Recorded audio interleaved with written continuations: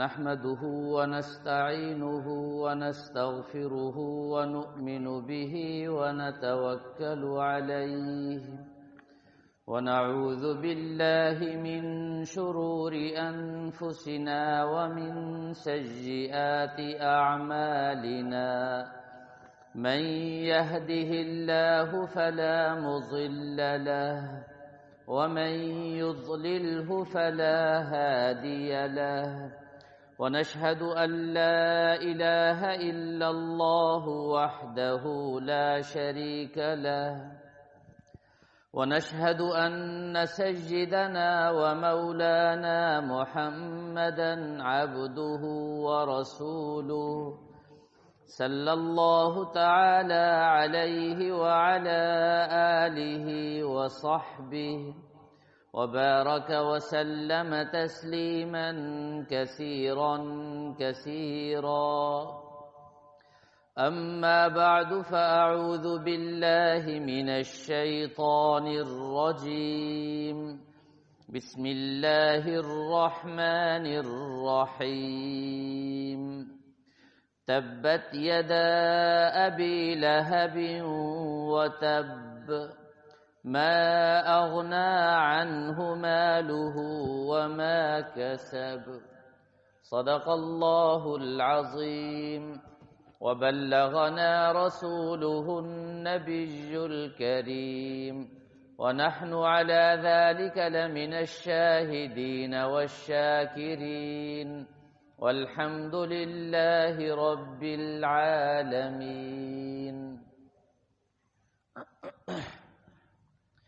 واجب الاحترام بزرگوں، دوستوں اور بھائیوں، گزشتہ جمعہ رحمت عالم صلی اللہ تعالی علیہ وسلم کی دعوت کے حوالے سے اور دعوتی خطوط کے حوالے سے کچھ گزارشات عرض کی گئی تھیں. رحمت عالم صلی اللہ تعالی علیہ وسلم نے کسریٰ کو خط لکھا اور قیصر کو بھی دعوتی خط لکھا. ان دونوں کی تفصیلات میں عرض کر چکا ہوں. قیصر روم نے حضرت ابو سفیان رضی اللہ تعالی عنہ جو اس وقت مسلمان نہیں ہوئے تھے، جب گفتگو کی تو اس میں ایک سوال یہ کیا تھا کہ رحمت عالم صلی اللہ تعالی علیہ وسلم جو اس وقت نبوت کا دعویٰ کر کے یہ دعوت دے رہے ہیں لا الہ الا اللہ تفلحون، کیا انہوں نے اس سے پہلے کبھی جھوٹ بھی بولا؟ ابو سفیان باوجود دشمن ہونے کے، مخالف ہونے کے، اس نے یہ جواب دیا کہ نہیں، کبھی بھی ان کی زبان سے ہم نے جھوٹ کا کلمہ نہیں سنا. وہ تو ہمارے ماحول اور معاشرے میں صادق کے نام سے پکارے جاتے ہیں، سچے. تو قیصر نے اس پر جو تبصرہ کیا وہ بڑا عجیب تھا. اس نے کہا جب مخلوق پر وہ جھوٹ نہیں بولتے تو مخلوق کو چھوڑ کر خالق پر وہ کیسے جھوٹ بولیں گے؟ لہذا اس نے تصدیق کر دی کہ رحمت عالم صلی اللہ تعالی علیہ وسلم سچے ہیں اور جو دعوت دے رہے ہیں وہ سچی دعوت ہے، اور جو لا الہ الا اللہ کا کلمہ پیش کر رہے ہیں وہ سچا کلمہ ہے. رحمت عالم صلی اللہ تعالی علیہ وسلم کی تعلیمات کو اگر آپ دیکھیں، پوری تعلیمات کا نچوڑ اور خلاصہ یہی نکلتا ہے کہ رحمت عالم صلی اللہ تعالی علیہ وسلم نے انسانیت کو یہی درس دیا کہ جھوٹ سے بچو اور ہمیشہ سچ بولو. جھوٹ ایسی خطرناک لعنت ہے. رحمت عالم صلی اللہ تعالی علیہ وسلم نے ارشاد فرمایا جب انسان جھوٹ بولتا ہے، فرمایا اس وقت انسان کے منہ سے ایسی بدبو نکلتی ہے کہ 1 میل تک فرشتے جو اس کے دائیں بائیں قریب ہوتے ہیں وہ اس بدبو سے اور اس کی تکلیف اور اذیت سے دور بھاگ جاتے ہیں. اور فرمایا کہ مسلمان بزدل ہو سکتا ہے یہ ہو سکتا ہے کہ وہ بہادر نہ ہو، مسلمان بخیل ہو سکتا ہے، لیکن مسلمان جھوٹ بولنے والا فرمایا نہیں ہو سکتا۔ جس پیغمبر کی تعلیمات یہ ہوں، وہ پیغمبر اپنی زبان پر جھوٹ کیسے لا سکتا ہے؟ اللہ تبارک و تعالی تمام انبیاء علیہم الصلاۃ کی نبوت سے پہلے بھی اور نبوت کے بعد بھی حفاظت فرماتے ہیں، اور ہر نبی معصوم ہوتا ہے۔ کسی بھی پیغمبر سے کوئی گناہ نہیں ہو سکتا، چھوٹے سے چھوٹا گناہ بھی نہیں ہو سکتا، جھوٹ بولنا تو بہت بڑا گناہ۔ تو گزشتہ جمعہ میں نے آپ حضرات کے سامنے یہ بات عرض کی تھی کہ رحمت عالم صلی اللہ تعالی علیہ وسلم نے پہاڑی پر کھڑے ہو کر یہ دعوت دی، قولوا لا الہ الا اللہ تفلحوا۔ اس دعوت پر سب سے پہلا رد عمل اپنے خاندان سے آیا۔ سگا چچا جس نے آپ کی ولادت باسعادت پر بڑی خوشی کا اظہار کیا تھا، بڑی خوشیاں منائی تھی، اور اپنی لونڈی اور باندی صوبیہ نامی اس کو اس خوشی میں آزاد کر دیا تھا، لیکن آج جب رحمت عالم صلی اللہ تعالی علیہ وسلم نے 40 سال ان کے درمیان رہنے کے بعد، صادق اور امین کا لقب پانے کے بعد، جب یہ دعوت دی لا الہ الا اللہ، تو سارے مشرک اور سارے مکہ والے دشمن بن گئے، لیکن سب کی دشمنی کمزور تھی۔ ایک چچا ابو لہب ایسا تھا جس کی دشمنی سب سے زیادہ اور خطرناک تھی۔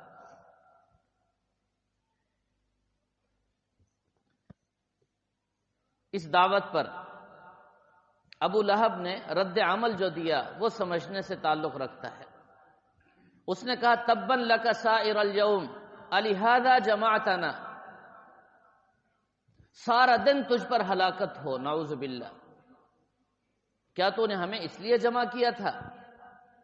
اور سب سے پہلا پتھر اٹھا کر رحمت عالم صلی اللہ تعالی علیہ وسلم کو مارنے والا یہی ابو لہب تھا۔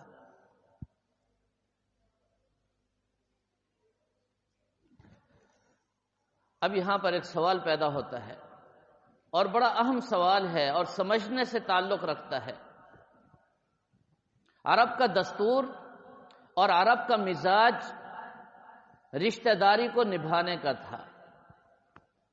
آج بھی عرب میں یہ دستور ہے، یہی طریقہ ہے، اور اس زمانے میں بھی یہی رائج تھا کہ رشتوں کو بچانا ہے، رشتہ داری کا پاس اور خیال سب سے زیادہ رکھا جاتا تھا۔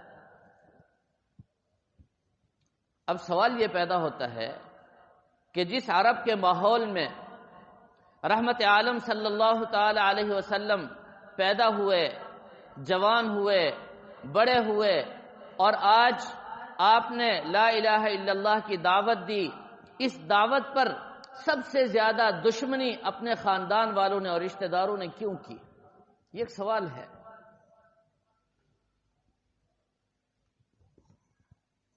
یہ سوال ذہنوں میں ابھرنا چاہیے، اور یہ سوال اٹھنا چاہیے کہ ابو لہب نے آپ کو پتھر کیوں مارا، اور اتنا سخت جملہ تبا لک، جس کے جواب میں اللہ تبارک و تعالی نے قرآن پاک کی ایک سورت نازل کر کے فرمایا تبت یدا ابی لہب وتب۔ رحمت عالم صلی اللہ تعالی علیہ وسلم کی ہلاکت کا جملہ بولنے والے، ہم نے پلٹ کر یہ ہلاکت تمہارے اوپر مسلط کر دی۔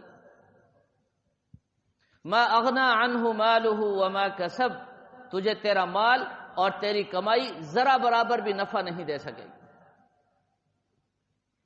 پروردگار عالم کا یہ جملہ کتنا سخت ہے، ان الفاظ پر ذرا غور کیجئے، سنیے، ان کو سمجھیے۔ تو ابو لہب گھر کا فرد ہے اور آپ کا چچا ہے، سب سے پہلے دشمنی پر اترنے والا، تلنے والا، وہ آخر گھر کا فرد کیوں؟ یہ ایک سوال ہے۔ اس کا جواب سمجھیے، بڑا اہم جواب ہے۔ قرآن اور حدیث کی روشنی میں بات عرض کروں گا، ادھر ادھر کی بات نہیں، کوئی قصہ کہانی نہیں، کوئی فضول روایات بھی نہیں۔ اب احادیث کا مطالعہ کیجئے، یہ بات آپ کو ملے گی۔ عرب میں ایک دستور تھا کہ بیت اللہ اور اس کی نگہبانی اور اس کے جتنے بھی امور اور کام تھے وہ انہوں نے تقسیم کر رکھے تھے۔ زمزم کا معاملہ ہے، اسی طرح حجاج کو پانی پلانے کا مسئلہ ہے، بیت اللہ کی صفائی کا مسئلہ ہے، وہاں سارے قبائل آ کر اپنا اپنا بت رکھتے تھے، اب بت رکھنے کا مسئلہ ہے، کہاں کس کا بت رکھا جائے۔ یہ امور تھے، معاملات تھے، اور ان کے ذمہ دار طے اور متعین تھے۔ چنانچہ بت رکھے جاتے تھے اور ہر قبیلہ آ کر اپنے بت کی پوجا کیا کرتا تھا، اور ان بتوں پر نذرانے اور چڑھاوے بھی چڑھائے جاتے تھے۔ اب یہ چڑھاوے اور یہ نذرانے کون لے گا، کون وصول کرے گا، اس کا ذمہ دار کون ہوگا؟ آپ احادیث اٹھا کر کے دیکھیں، اس کا ذمہ دار ابو لہب تھا۔ یہ ذمہ داری ابو لہب کو سونپی گئی تھی۔ چنانچہ عرب کے قبائل آتے اور یہاں آ کر چڑھاوے چڑھاتے، یہاں آ کر نذرانے پیش کرتے، اور ایک بڑا سرمایہ جمع ہو جاتا، اور یہ سب کچھ لینے والا ابو لہب تھا۔ علماء نے لکھا ہے، بڑا عجیب جملہ لکھا ہے، فرمایا کہ جسم کے کسی حصے پر اگر لات ماری جائے تو اتنا تکلیف نہیں ہوتی، برداشت ہو جاتا ہے، اگر پیٹ پر لگ جائے تو یہ قابل برداشت نہیں ہوتی۔ تو ذرا اس جملے پر غور کیجئے، رحمت عالم صلی اللہ تعالی علیہ وسلم نے جب دعوت دی اور فرمایا لا الہ الا اللہ، فرمایا سیدھی لات ماری ابو لہب کے پیٹ پر، اس کی چیخیں نکل گئی۔ ہم شاید اس جملے کو نہ سمجھ سکیں، ابو لہب سمجھ گیا تھا۔ یہ جو آپ نے فرمایا لا الہ الا اللہ، لا الہ الا اللہ، کیسا عجیب جملہ ہے۔ فرمایا سیدھی لات لگی رحمت عالم صلی اللہ تعالی علیہ وسلم کی ابو لہب کے پیٹ پر، وہ حواس باختہ ہو گیا، وہ پریشان ہو گیا، میرا کیا بنے گا؟ یہ میری آمدنی کا بہت بڑا ذریعہ اور اتنے بڑے وسائل، رحمت عالم صلی اللہ تعالی علیہ وسلم نے تو میری معیشت پر آ کر لات رکھ دی ہے۔ وہ کہاں برداشت کر سکتا تھا؟ وہ تو اس دور کی بات ہے۔ میں تو کہتا ہوں آج بھی اگر آپ کسی مقام پر چلے جائیں، ناجائز ذرائع سے آمدنی حاصل کرنے والے، قبروں پر نظر و نیاز اور چڑھاوے اور وہاں سے آمدنی حاصل کرنے والے لوگ، اگر ان کو جا کر صرف اتنا کہہ دیں کہ بھئی ہم سب نے کلمہ پڑھا ہے لا الہ الا اللہ، رحمت عالم صلی اللہ تعالی علیہ وسلم نے اس کلمے کا یہ مطلب بیان کیا ہے کہ یہ جو کچھ آپ کر رہے ہیں یہ شرک ہے، بدعت ہے، غلط ہے، اور رحمت عالم صلی اللہ تعالی علیہ وسلم کی تعلیمات کا خلاصہ یہ ہے کہ جس نے بھی مرغا دینا ہے، جس نے بھی بکرا دینا ہے، وہ اپنے گھر میں ذبح کرے، اللہ کے نام پر ذبح کرے، اور مساکین اور فقراء میں تقسیم کرے، اور تقسیم کر کے پھر اللہ تعالی سے دعا کرے اے اللہ یہ میں نے صدقہ کیا ہے، اپنی بارگاہ میں قبول فرما، اور اس کا ثواب حضرت حجویری صاحب کو پہنچا، داتا گنج بخش کو پہنچا، اے اللہ اس کا ثواب حضرت سخی سرور کو پہنچا، کوٹ مٹھن والے بزرگ کو، جس کو بھی چاہے دعا کر دے اس کا ثواب پہنچ جائے گا۔ یہ ہے صحیح اور سچی بات۔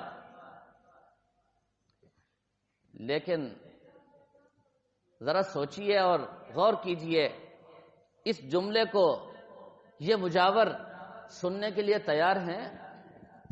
اب یہ جملہ بول کر کے تو دیکھیں ان کے سامنے، یہ سچی اور صحیح اور دین کی بات ان کو بتا کر کے تو دیکھیں، آپ کو آج بھی پتہ چل جائے گا رد عمل کیا آتا ہے، وہ آپ کے ساتھ کیا سلوک کرتے ہیں۔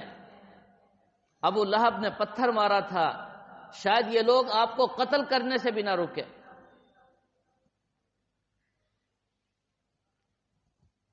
چنانچہ آج یہی طبقہ کتے لڑا رہا ہے، ریچھ لڑا رہا ہے، عیاشیاں کر رہا ہے، زنا کے اڈے کھولے ہوئے ہیں، اور قوم کی مت ماری گئی ہے، پھر بھی جا کے نذرانے اور چڑھاوے انہی کے سپرد، اپنی آنکھوں سے دیکھ رہے ہیں۔ نماز نہیں ہے، روزہ نہیں ہے، صدقات نہیں ہے، تقوی نہیں ہے، احتیاط کا پہلو نہیں ہے، رحمت عالم صلی اللہ تعالی علیہ وسلم کی تعلیمات کی دھجیاں اڑائی جا رہی ہیں۔ اس کے باوجود جو کچھ ہو رہا ہے وہ ہم سب کے سامنے ہے۔ یہ ہے وہ بنیادی سبب جب رحمت عالم صلی اللہ تعالی علیہ وسلم نے پہاڑی پر کھڑے ہو کر فرمایا قولوا لا الہ الا اللہ۔ سب سے زیادہ تکلیف پہنچی ابو لہب کو، وہ سارے چڑھاوے اور نذرانے ان کا مالک تھا وہ، اور سب سے بڑا سرمایہ دار تھا وہ، آج کے مجاوروں کی طرح سب سے بڑا مالدار تھا وہ اس وقت کا۔ جب رحمت عالم صلی اللہ علیہ وسلم نے فرمایا لا الہ الا اللہ، اب اس کو پتہ چل گیا اگر یہاں یہ بت نہیں ہوں گے، لا الہ الا اللہ، اگر یہاں ان بتوں کی پرستش نہیں ہوگی، لا الہ الا اللہ صرف ایک اللہ کی عبادت ہوگی اور ایک اللہ کے سامنے جھکنا ہوگا، لا الہ الا اللہ، تو پھر یہ سارا نظام درہم برہم اور یہ ساری آمدنی کے ذرائع سب ختم ہو جائیں گے۔ رحمت عالم صلی اللہ تعالی علیہ وسلم نے جب اس کے پیٹ پر یہ لات ماری تو وہ کہاں برداشت کر سکتا تھا، چنانچہ اس کے سامنے ایک پتھر پڑا تھا، اٹھایا اور زور سے دے کر کے مارا۔ یہ ہے وہ سبب، ورنہ عرب کا تو دستور تھا، وہ رشتوں کو نبھاتے تھے اور رشتوں کو باقی رکھنے کے لیے بڑی سے بڑی قربانی دیا کرتے تھے، اور ان کے ہاں قوموں میں صرف رشتہ داری کی بنیاد پر رشتہ داری کے تحفظ کے لیے لڑائیاں چلتی تھیں، اور سال ہر سال تک اور 100 سالوں تک یہ لڑائیاں چلی جایا کرتی تھیں۔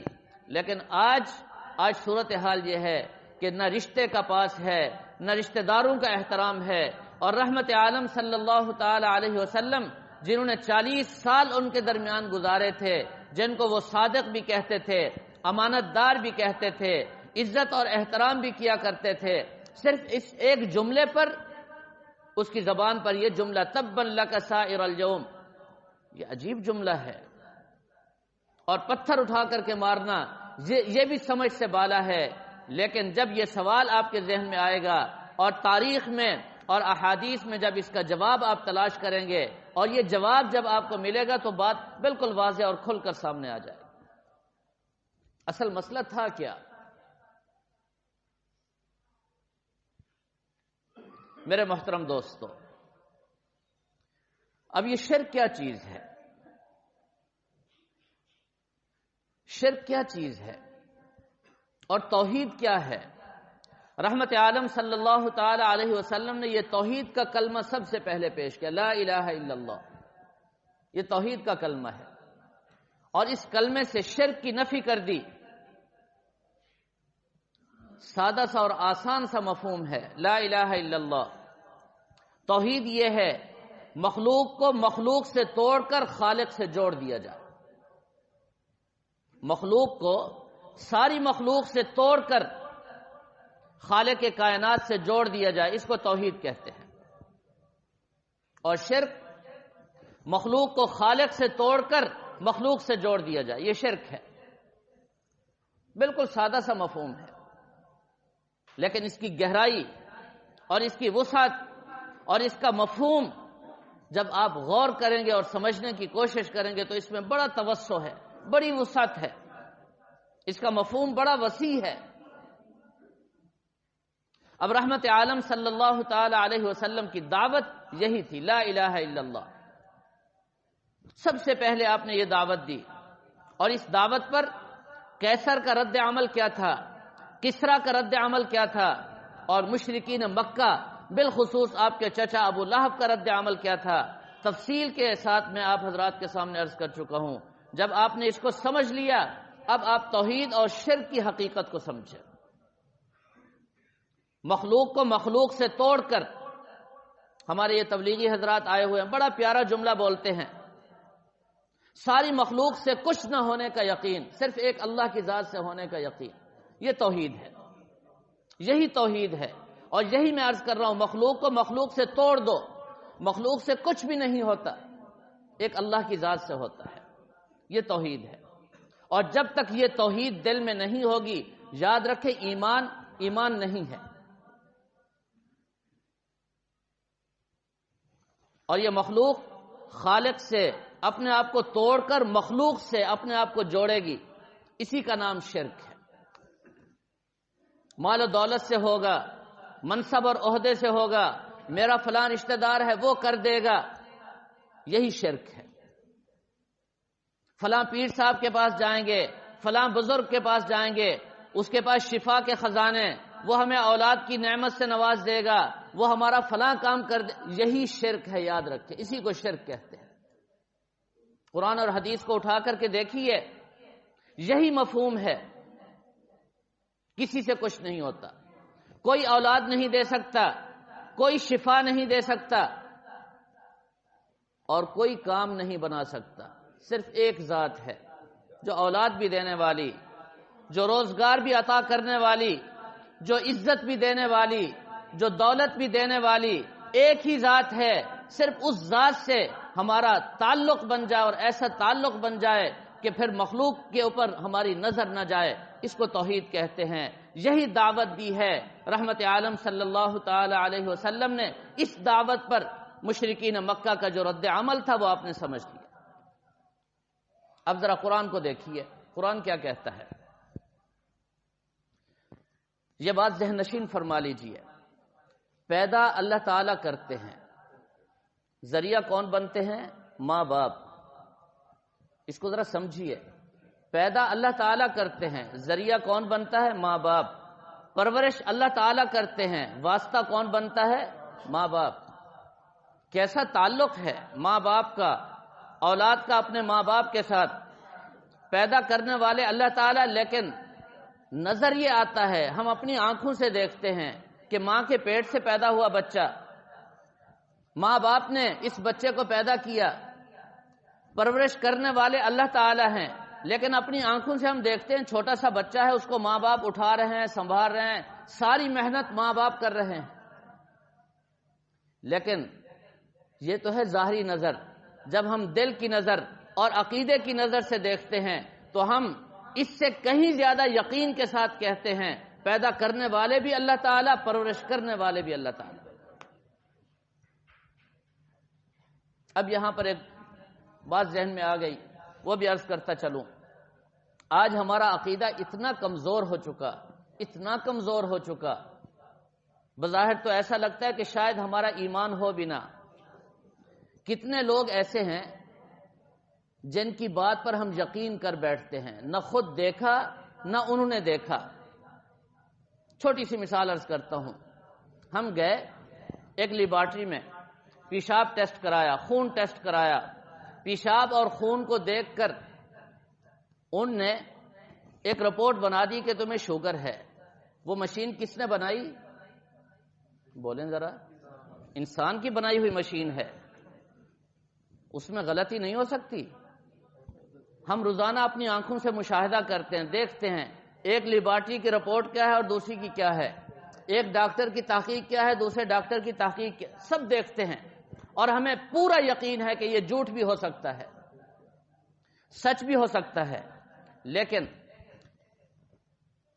اس نظام کے تحت ہمیں رپورٹ بنا دی گئی کہ شوگر ہے، بلڈ پریشر ہے۔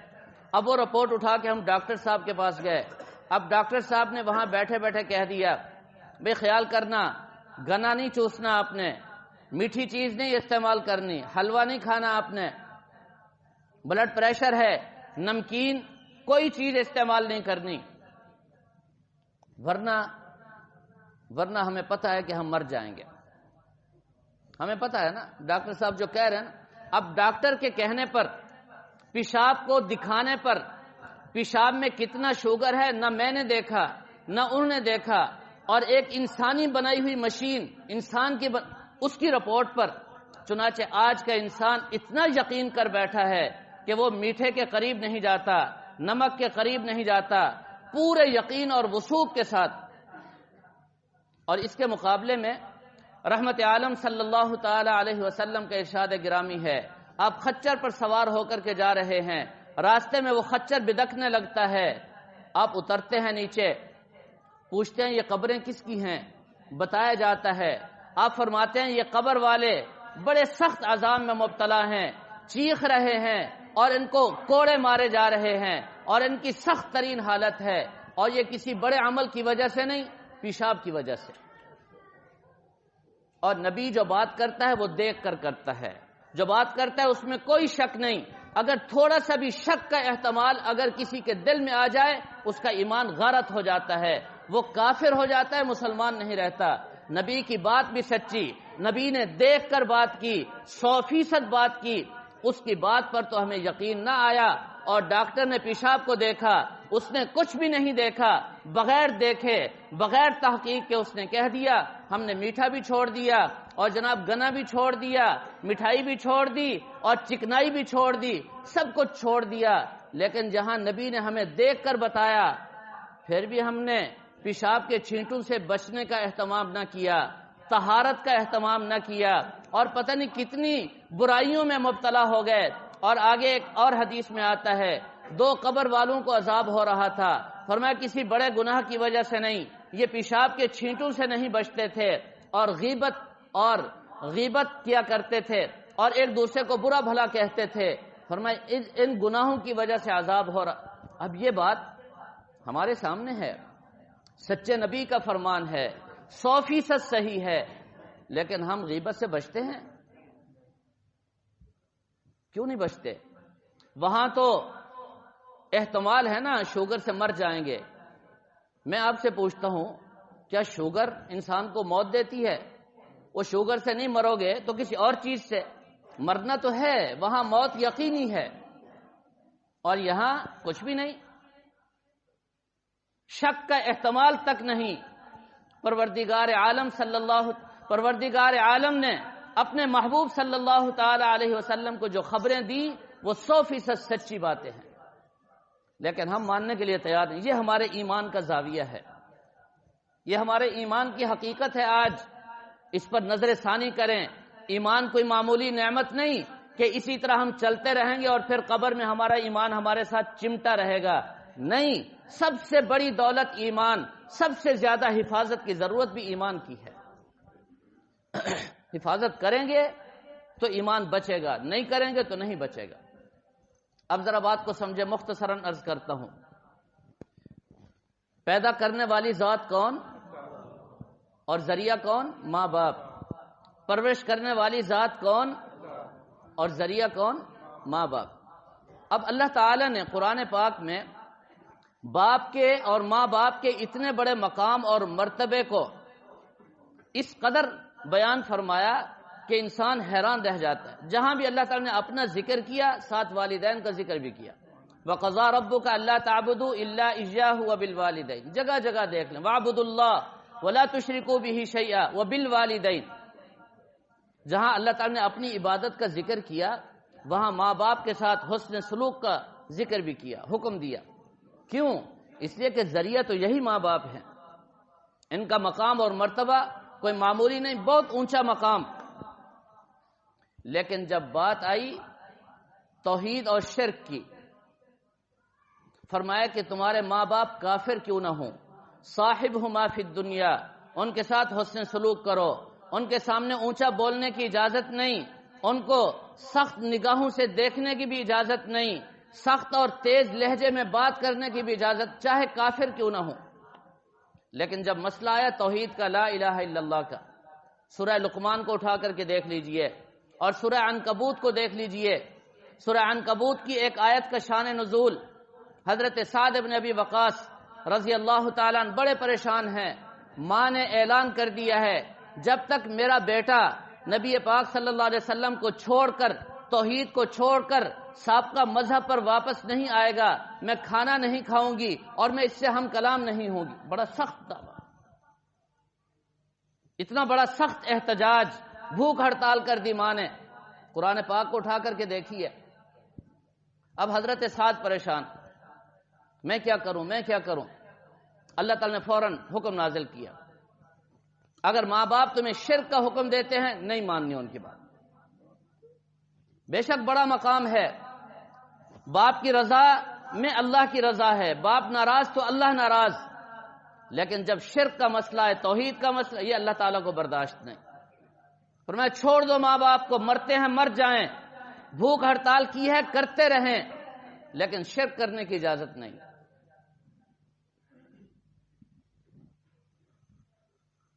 اور 4-5 جمعہ قبل حضرت ابراہیم علیہ السلام کے کچھ واقعات میں نے آپ حضرات کے سامنے ذکر کیے۔ میں نے آپ کو بتایا تھا علم کے پیچھے چلنا ہے، علم اللہ بیٹے کو دے دیں تو باپ بیٹے کے پیچھے چلے گا، جس کو اللہ۔ اب وہاں دیکھیں کیا فرمایا، انی قد جاءنی من العلم فاتبعنی۔ حضرت ابراہیم اپنے باپ کو کہہ رہے ہیں، باپ مشرک ہے، بت پرست ہے، فرمایا میری اتباع کرو۔ حضرت ابراہیم نے باپ کی بات کو مانا؟ پیغمبر ہو کر نہیں مانا، باپ کو کہا میرے پیچھے چلو، اگر تم میرے پیچھے نہیں چلتے بے شک قطع تعلقی کر دو، یہ رشتہ ختم کر دو، میں اللہ کو نہیں چھوڑ سکتا، تمہیں چھوڑ سکتا ہوں۔ یہ ہے دعوت، شرک کی کسی صورت میں بھی اجازت نہیں۔ اور قرآن پاک نے واضح الفاظ میں فرما دیا، ان اللہ لا یغفر ان یشرک ویغفر ما دون ذلک لمن یشاء۔ مشرک کی مغفرت ہے ہی نہیں، سارے گناہ معاف ہو سکتے ہیں، شرک ایسا گناہ ہے اس کے لیے کوئی معافی کی گنجائش نہیں۔ لہذا توحید کا خلاصہ یہی ہے، رحمت عالم صلی اللہ علیہ وسلم کی دعوت کا خلاصہ یہی ہے کہ ہم مخلوق سے اپنے آپ کو توڑیں اور خالق سے اپنے آپ کو جوڑ دیں۔ مخلوق سے کچھ نہ ہونے کا یقین اور خالق کائنات سے سب کچھ ہونے کا یقین، جب تک یہ نہیں بنے گا ہمارا ایمان صحیح نہیں ہوگا۔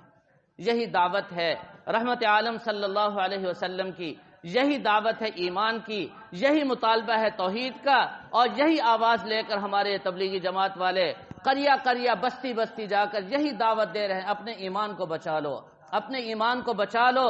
اگر ہمارے شیخ حضرت صوفی محمد سرور صاحب فرمایا کرتے تھے کہ میرے شیخ حضرت مفتی محمد حسن صاحب فرمایا کرتے تھے، ایمان کو بچا بچا بچا بچا بچا کر قبر تک لے جاؤ، پھر مزے ہی مزے۔